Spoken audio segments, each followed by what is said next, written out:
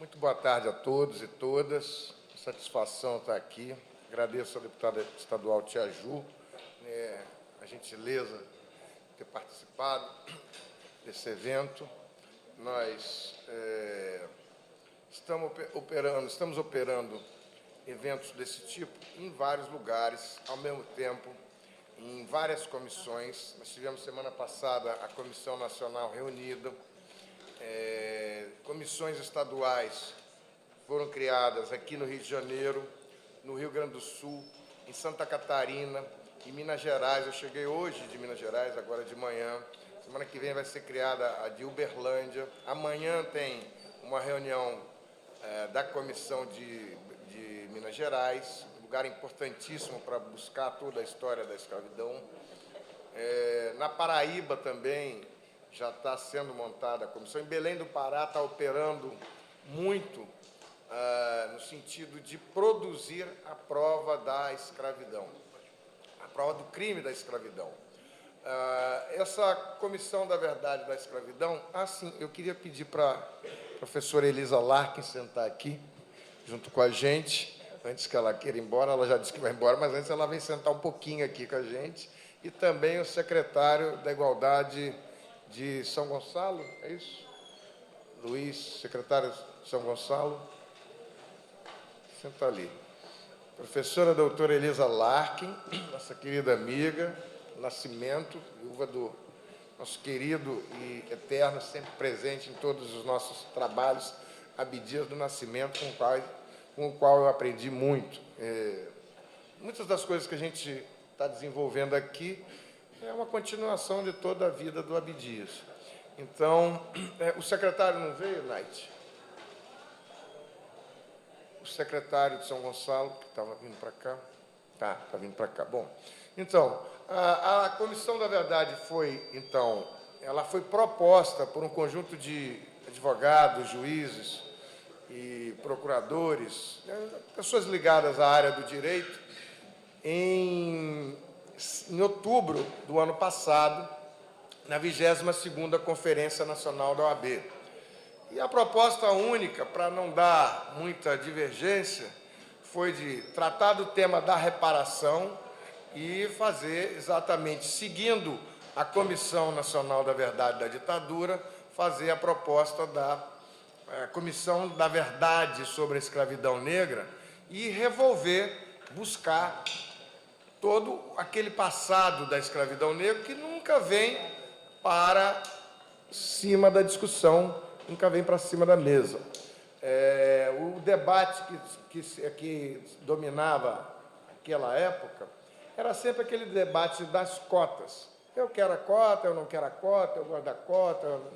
E aí, isso foi na cota do emprego público, na cota da educação, onde daqui do Rio de Janeiro nós debatemos por quase 15 anos, várias ações no Supremo Tribunal Federal que não chegaram a ser julgadas, até que foi julgada a ação de descumprimento de preceito fundamental, a DPF 186, julgando as cotas para negros na Universidade de Brasília. Daí em diante, vieram as cotas para negros no emprego público. E aí começou toda a discussão de novo. Começou a discutir quem é negro no Brasil, como se vai saber quem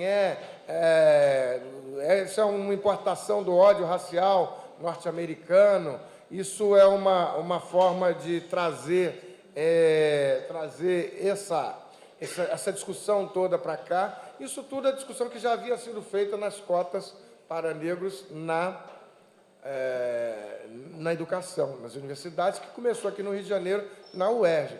Nós tivemos a participação em muitas das lutas judiciais, as ações que foram ajuizadas contra essas cotas, e até que foi julgado no Supremo Tribunal Federal, e nessa ação, a DPF 186, das cotas da UNB, ela deu uma paralisada nesse assunto. Ela disse: está tudo resolvido, nós ganhamos no Supremo Tribunal Federal, a constitucionalidade da ação afirmativa foi afirmada pela Corte Suprema, então está tudo ótimo. Qual não é a nossa surpresa ao saber que ações começaram a ser julgadas sobre o vício de origem, leis de cotas no emprego público que saíam da Assembleia Legislativa ou da Câmara de Vereadores e não saíam do gabinete dos prefeitos ou dos governadores. E os tribunais, como o Rio de Janeiro, alguns dos municípios de São Paulo, Rio Grande do Sul, Espírito Santo, Goiás, julgando as leis de cotas inconstitucionais por vício de origem, porque elas não tinham iniciado aqui tinham se iniciado no Legislativo e não nos gabinetes dos poderes executivos. Muito bem. A partir daí,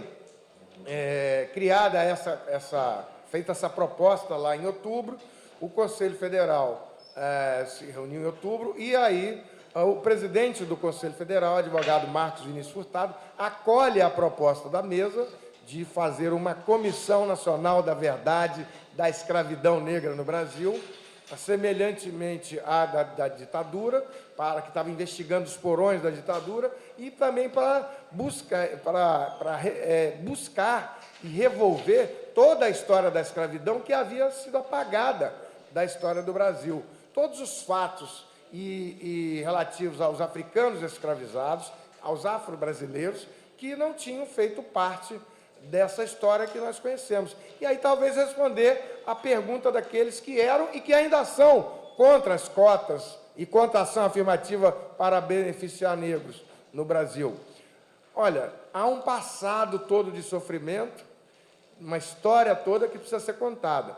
Inclusive, tendo repercussão na apelidada Lei 10.639, que é a Lei de Diretrizes e Bases da Educação, a lei que estabelece, a 10.639, que também é a 11.645, que estabelece estudos obrigatórios para a história da África e cultura afro-brasileira e indígena, que tem tido muitos problemas. Nós denunciamos o seu descumprimento desde 2005, né, as entidades do movimento negro. Pois bem, o presidente acolhe essa proposta, o Conselho Federal, por unanimidade, aprova a modificação do seu provimento, né, do provimento que o constitui, e cria de forma permanente a Comissão Nacional da Verdade sobre a Escravidão Negra no Brasil, em sede nacional, convidando as seccionais da OAB a também fazerem as suas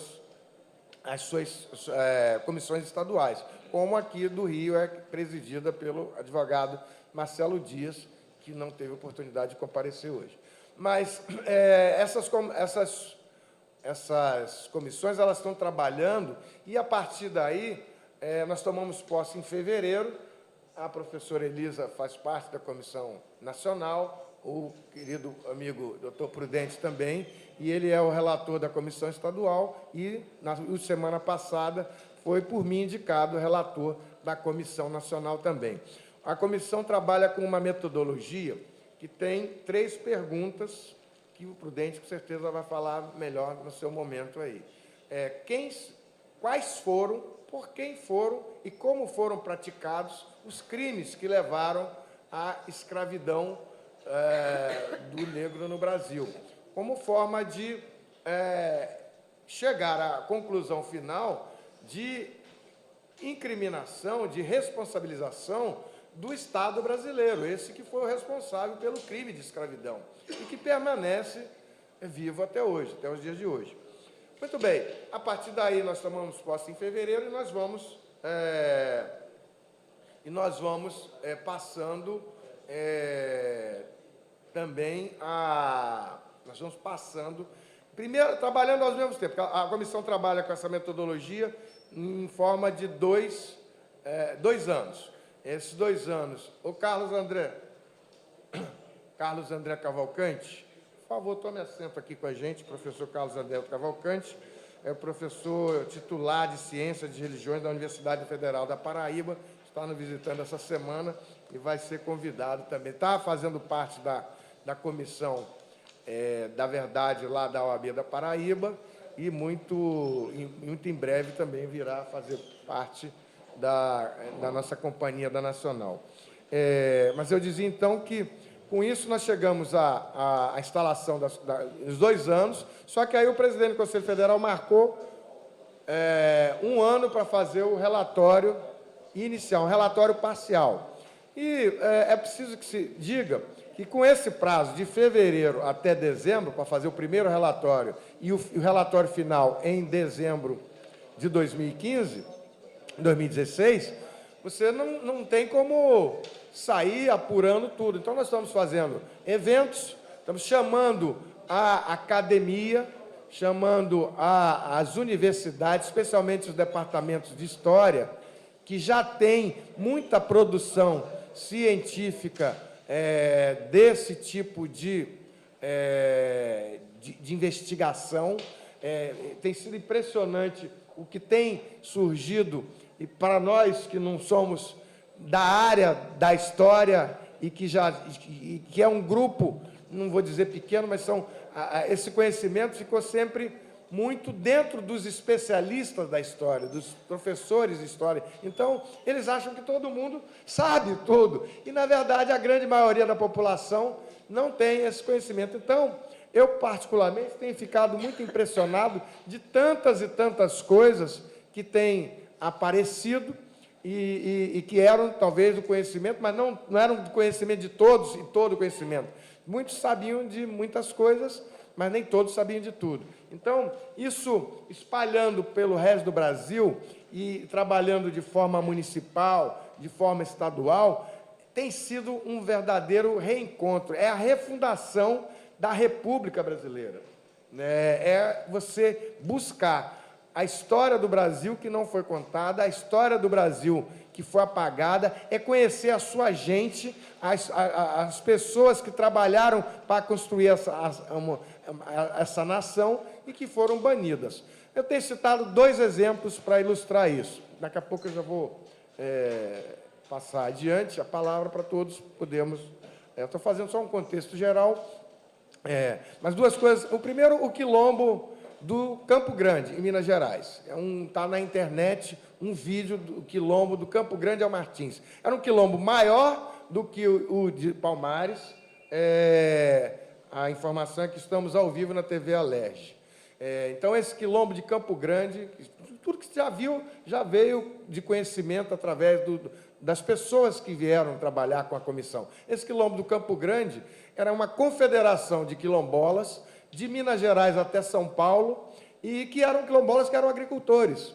E aí, como eles se ajudavam, se combatiam, tinham grande efetividade na sua forma de confederação, foi contratado um bandeirante para dizimá-los. E como é que sabe-se disso? Sabe-se pela contabilidade do pagamento do bandeirante, que recebeu 83 quilos de ouro, e para receber esses quilos de ouro, ele teve que provar que ele tinha matado, assassinado os quilombolas, que eram os perseguidos da época.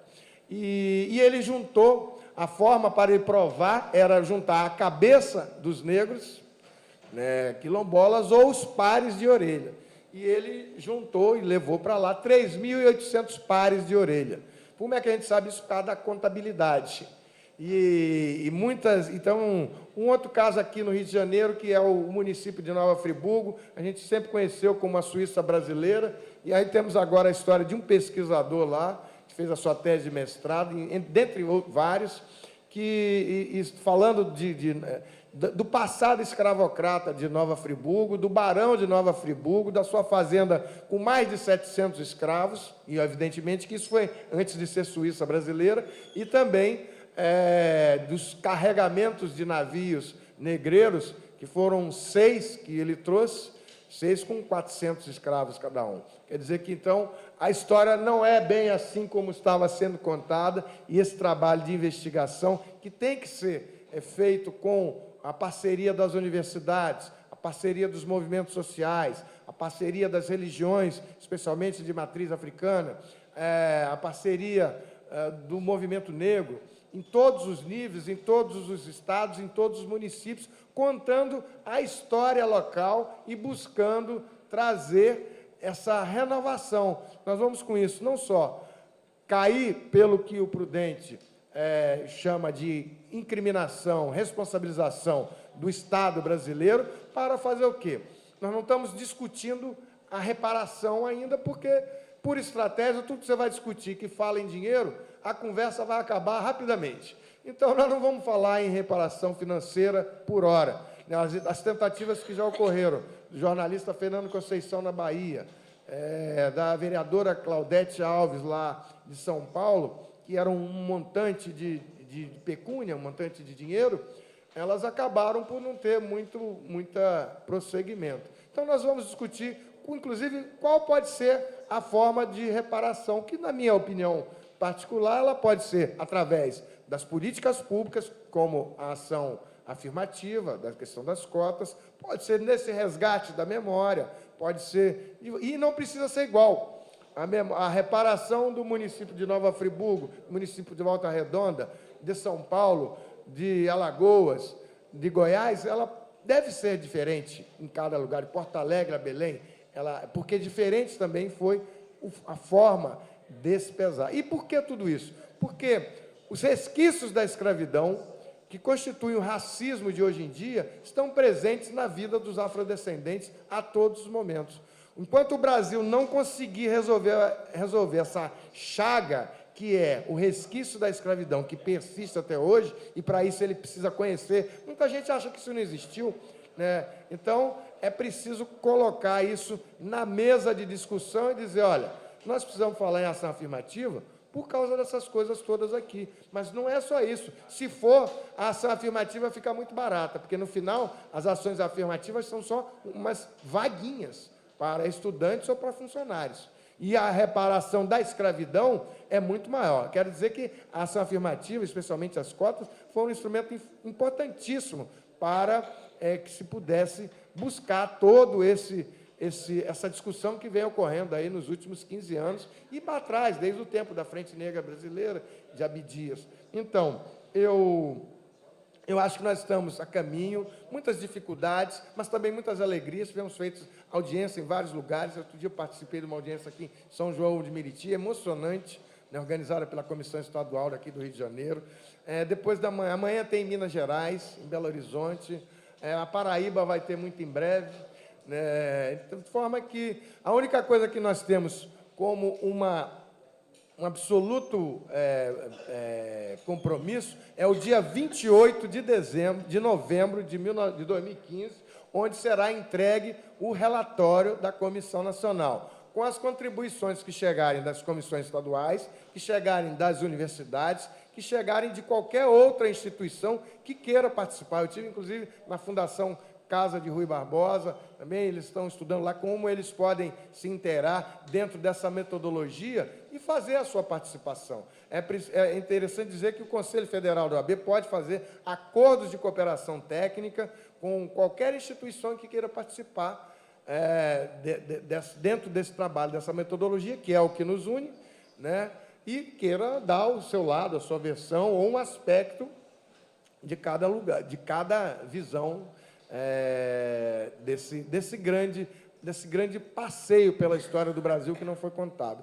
Eu acho que nós vamos sair muito mais ricos e com certeza, e o relatório de dezembro é só o parcial. Quem achar que é só onde estiver começando, nós estamos buscando o estudo que já foi feito, né, as participações dos movimentos sociais, especialmente do movimento negro, que tem contribuído em todo o país de uma forma muito importante, as entidades que têm podido fazer o acordo de cooperação técnica, que é um contrato com o Conselho Federal da OAB, estão sempre muito bem solicitados. A Universidade Zumbi dos Palmares já fez, a Universidade Mackenzie, lá de São Paulo, está fazendo também, operando com a comissão lá de São Paulo, que começa já em breve também trabalhar. Enfim, Araraquara, e às vezes a comissão estadual não funcionou ainda, mas a subseção, como por exemplo a de Araraquara, já está pesquisando a história do negro no seu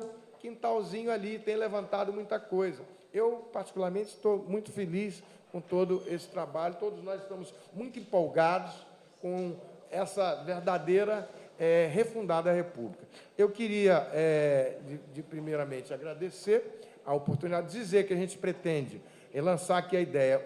Que é a abertura dos arquivos públicos do Estado do Rio de Janeiro para a pesquisa. Essa é uma ideia que nós falamos com o primeiro secretário da Casa, o deputado Pudim, e ele disse, não tem problema, a gente vai fazer, não sei se seria por decreto legislativo, mas fazer um ato do Legislativo que abrisse todos os arquivos públicos do Estado do Rio de Janeiro para a pesquisa da Comissão Nacional da Verdade e da Escravidão, assim como também o reconhecimento desse trabalho da Comissão da Verdade, que é feito com muita dedicação, mas muita dificuldade.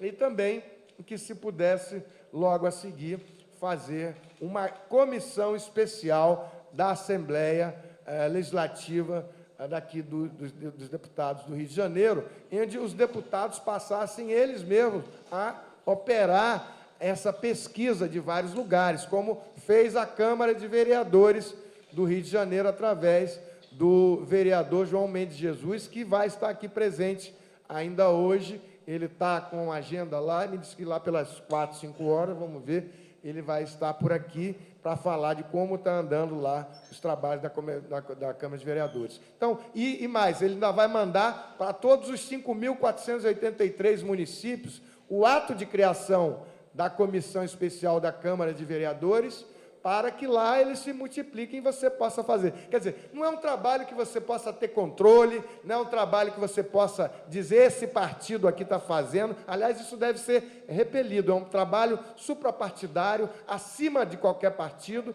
e acima de qualquer religião também. É preciso que se diga isso. É um trabalho do conhecimento da história do Brasil. Nós somos os brasileiros procurando nos reencontrarmos com a sua história. É muito importante que se repise isso. Eu queria, a Elisa tinha que, antes de vocês falarem, eu vou só passar para a Elisa, porque ela vai ter que sair logo em seguida, ela já tinha, só para ela fazer uma saudação breve, e depois a gente segue adiante. Então, meu muito obrigado. Professora Elisa, por favor.